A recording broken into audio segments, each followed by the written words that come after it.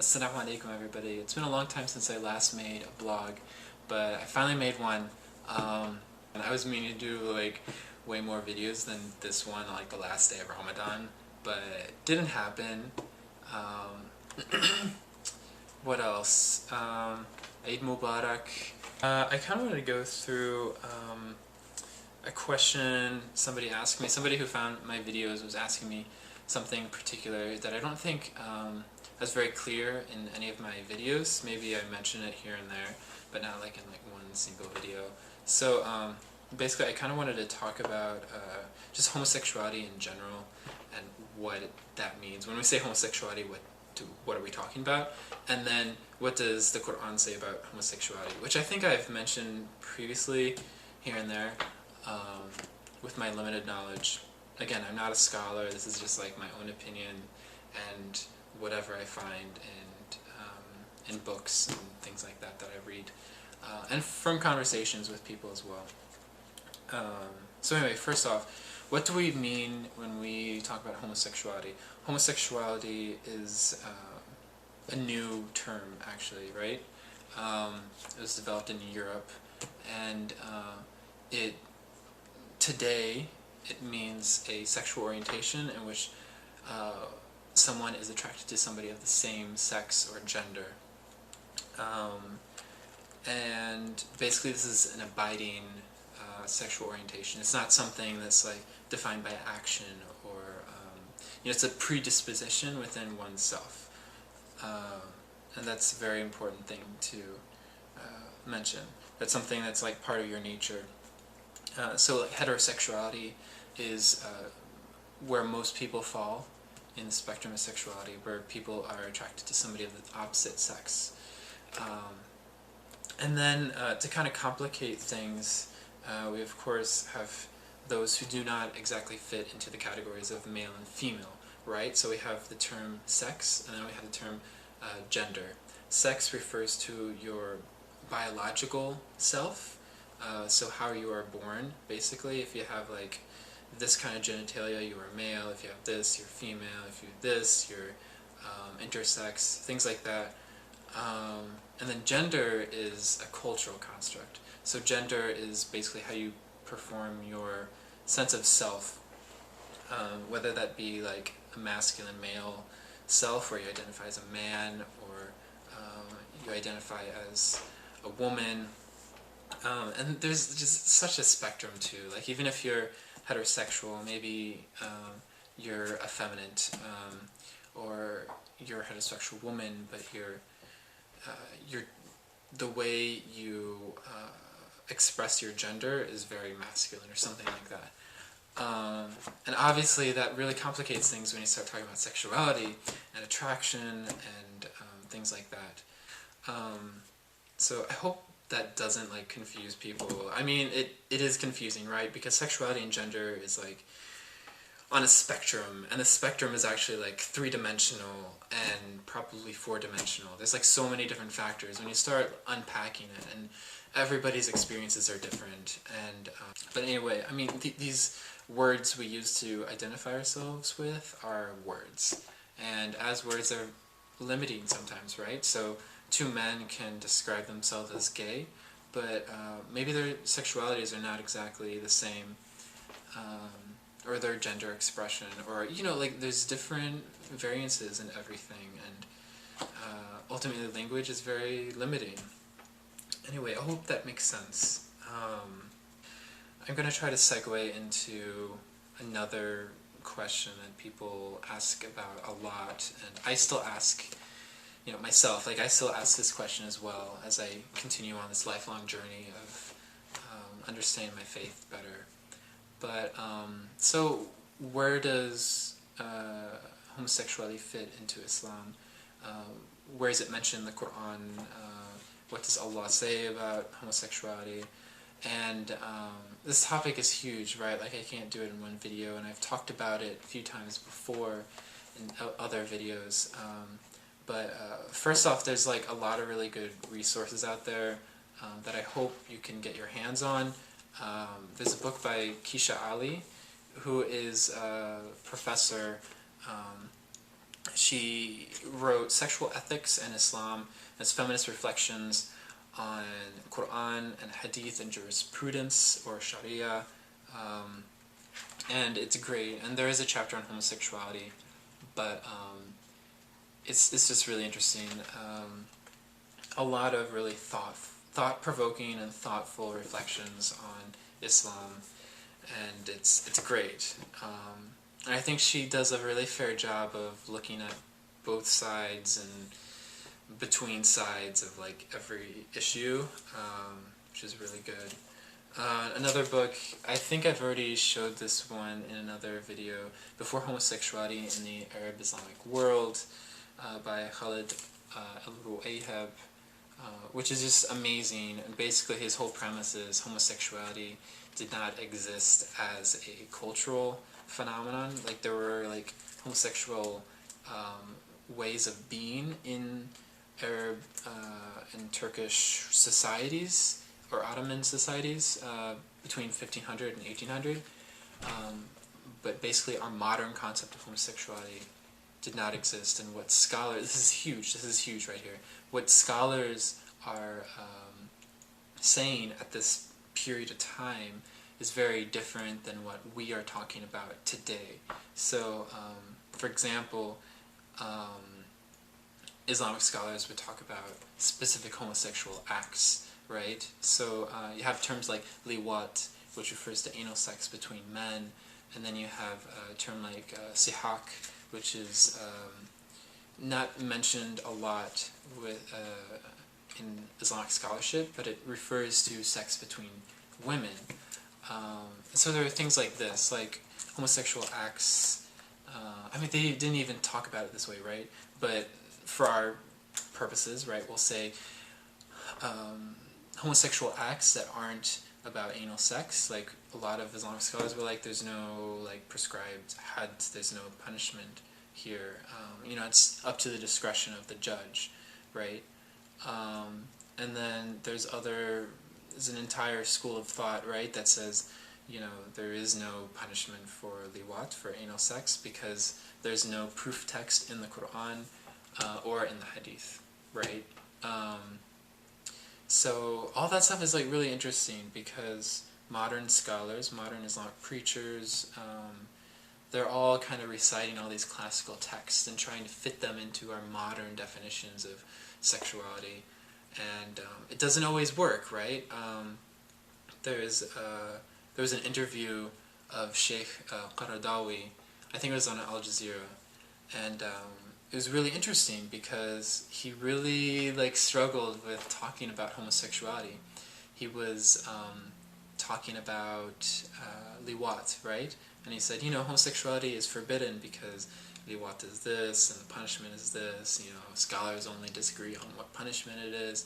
And then when female homosexuality is mentioned, he's like, well, you know, and he kind of like fudged it a bit. He was like, it's different because of this and that, you know.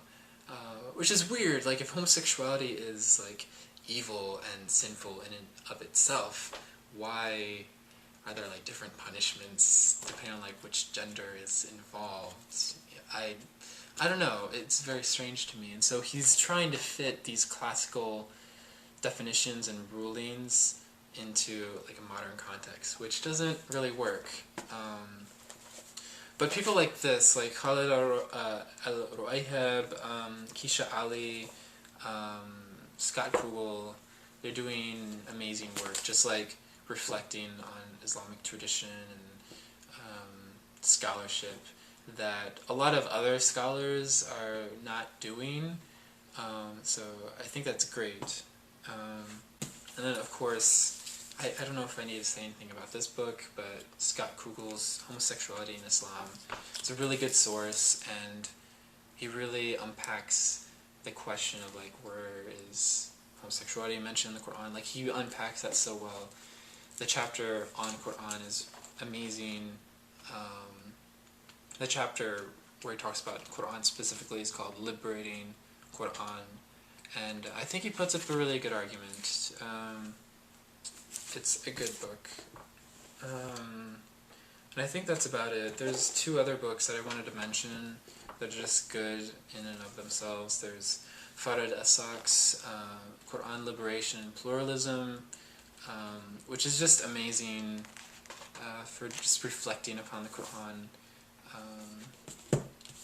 And this one, which I've already shown, I think, in my last video, an Introduction to Islamic Law by Wael Halak, and it's just a really good introduction to Sharia, Islamic law, and what that means, because our modern ways of dealing with Sharia is very, very modern, I think. Like, I mean, when you think of movements like Salafism and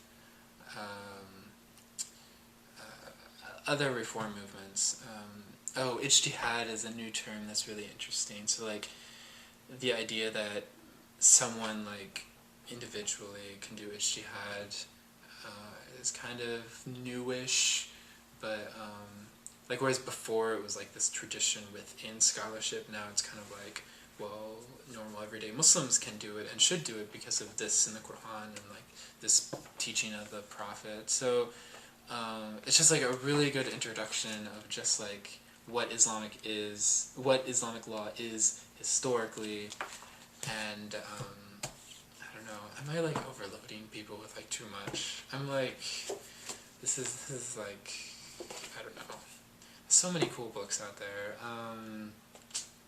Now this is a new book by Scott Kugel, Living Out Islam, which is amazing because it focuses on people's experiences as gays, lesbians, bisexuals, transgender individuals that are Muslim, and how they make sense of that.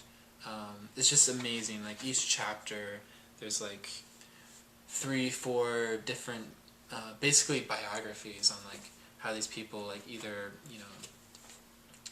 struggled with their faith or came out or things like that. And it's so refreshing too, right? Because living, at least for me, like living in the United States, there's a certain story, there's a certain narrative that gays and lesbians especially like have to live. There's like the coming out narrative, and there's all this, you're supposed to like, there's this cultural perception that being religious is somehow being backwards and not being self-loving. It's actually being like self-hating as somebody who's gay. And obviously it doesn't have to be that way. So there's a certain narrative within the West, and what he talks about, what Kugel does by interviewing all these amazing individuals, is just bring out our own stories, Muslim stories, about being gay, bi, lesbian, trans. It's great. It's really great.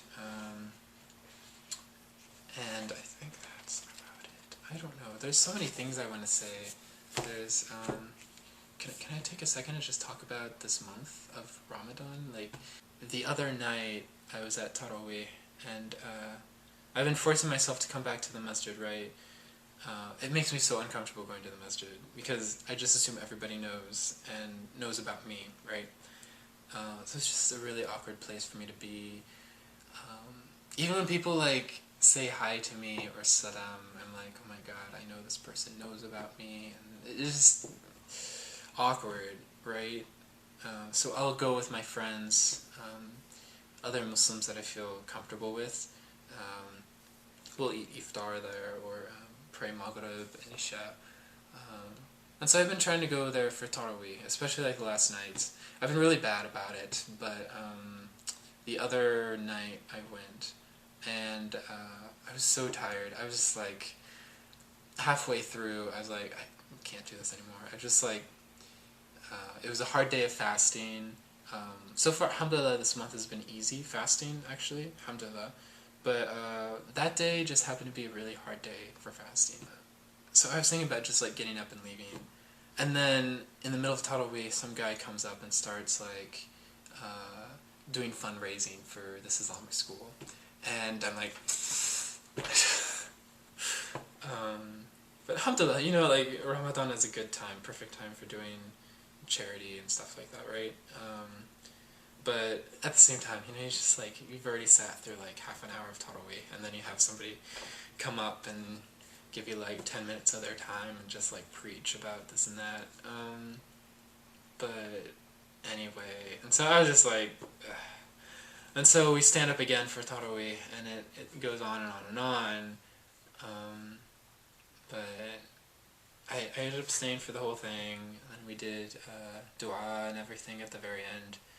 And at the very end, after we had finished praying and everything, people were like walking around and visiting, and this old uncle came up to me.